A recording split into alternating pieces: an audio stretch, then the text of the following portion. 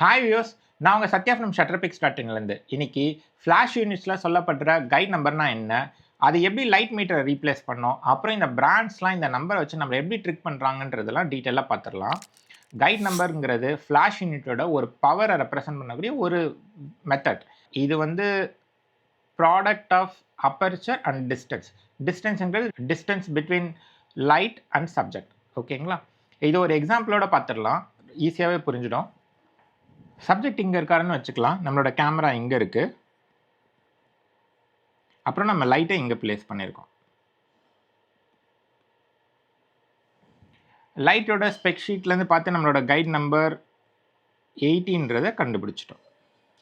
இப்போ நம்ம இந்த சப்ஜெக்டை அப்பர்ச்சர் f8.0ல் ஷூட் பண்ணணும்னு நினைக்கிறோம். நமக்கு இப்போட கொஷின் என்னென்னா, இந்த லைட்டை சப்ஜெக்ட்லேருந்து எவ்வளோ தூரத்தில் வைக்கணுங்கிறது தான்.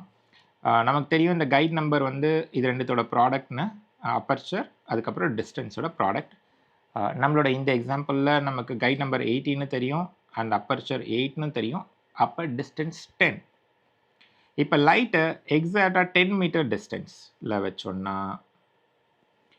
சப்ஜெக்ட் வந்து ப்ராப்பராக எலிமினேட் ஆகிருக்கும். இந்த 10 மீட்டர்ஸுங்கிறது லைட்டுக்கும் சப்ஜெக்ட்டுக்கும் இருக்க டிஸ்டன்ஸ். கேமரா எங்கே வேணாலும் இருக்கலாம்.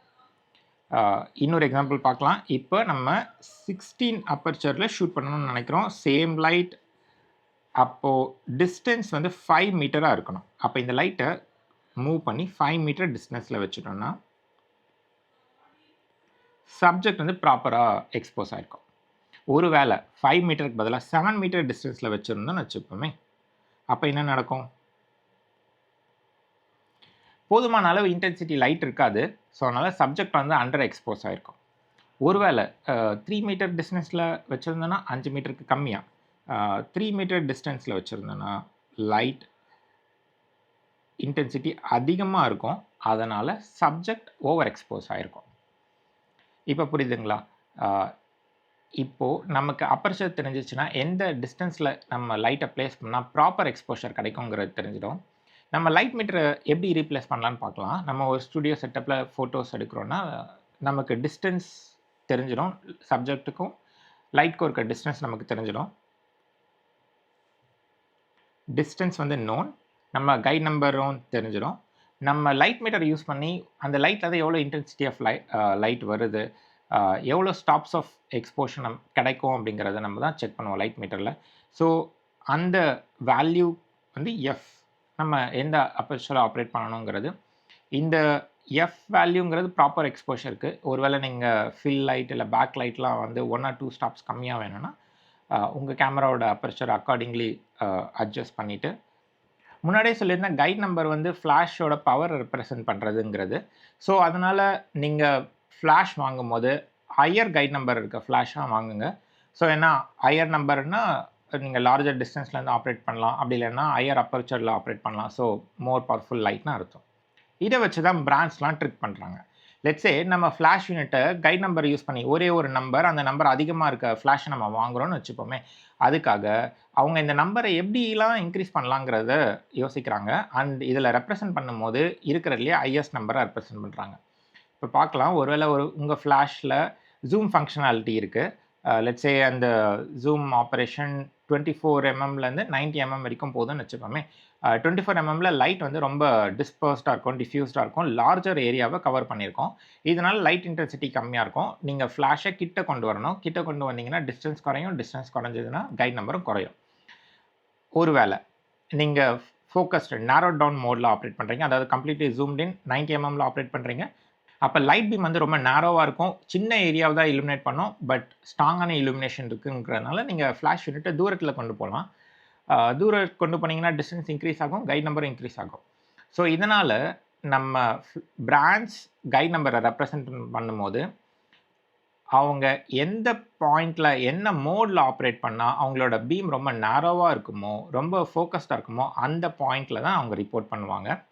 அது வந்து எல்லா ஆப்ரேட்டிங் கண்டிஷன்ஸ்லையும் கிடையாது. நம்ம இந்த டிஸ்கஷனில் பார்க்கும்போது ப்ராப்பர் எக்ஸ்போஷருக்கு லைட்டோட டிஸ்டன்ஸும் அப்பர்ச்சரும் மட்டும் தான் யூஸ் பண்ணியிருந்தோம். உங்களுக்கு இன்னத்துக்கு ஒரு கேள்வி வந்திருக்கும், எக்ஸ்போஷர் ட்ரையாங்கில் இருக்க மொத்த வேரியபிள்ஸ்லாம் எப்படி இதை அஃபெக்ட் பண்ணோம், எப்படி இந்த எக்ஸ்போஷர் அஃபெக்ட் பண்ணோன்ட்டு. ஸோ ஃபஸ்ட்டு ஷட்டர் ஸ்பீட் எடுத்துக்கலாம். இது ஃப்ளாஷ் ஃபோட்டோகிராஃபி அப்படிங்கிறதுனால ஷட்டர் ஸ்பீட் இம்பேக்ட் இருக்காது. ஷட்டர் ஸ்பீட் வந்து ஆம்பியன்ட் லைட்டை தான் கலெக்ட் பண்ணும். லெட்ஸ் சே நீங்கள் ரொம்ப long duration shutter speed use பண்ணிங்கன்னா ஆம்பியன்ட் லைட் டிக்ரீஸ் ஆகிருக்கும்.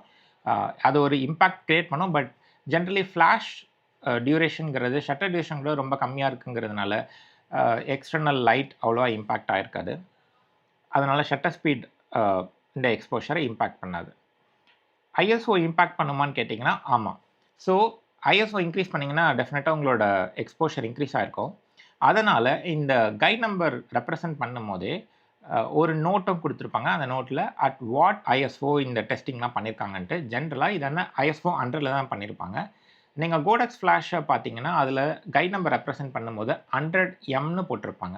அதோட மீனிங் என்னென்னா இந்த கைட் நம்பர் மெஷர் பண்ணது, ரிப்போர்ட் பண்ணது இதெல்லாம் வந்து ஐஎஸ்ஓ 100ல், அண்ட் எம்ங்கிறது டிஸ்டன்ஸ் மீட்டர்ஸில் மெஷர் பண்ணணுங்கிறது. இது ஒரு சில கண்ட்ரீஸில் யார்ட், ஃபீட்லாம் யூஸ் பண்ணுவாங்க. அந்த மாதிரி யூனிட்லாம் கிடையாது. இது மீட்டர்ஸில் மெஷர் பண்ண வேண்டிய விஷயம் அப்படிங்கிறதுக்காக எம்னு ரெப்ரசன்ட் பண்ணியிருப்பாங்க. Guide number measuring and reporting condition வேறு என்ன இருக்குன்னா, ஃப்ளாஷோட ஃபுல் பவரில் தான் இதை ரிப்போர்ட் பண்ணியிருப்பாங்க. இது ஆஃப் 1/4 1/8 இருக்கும் போதெல்லாம் வேரி ஆகும்.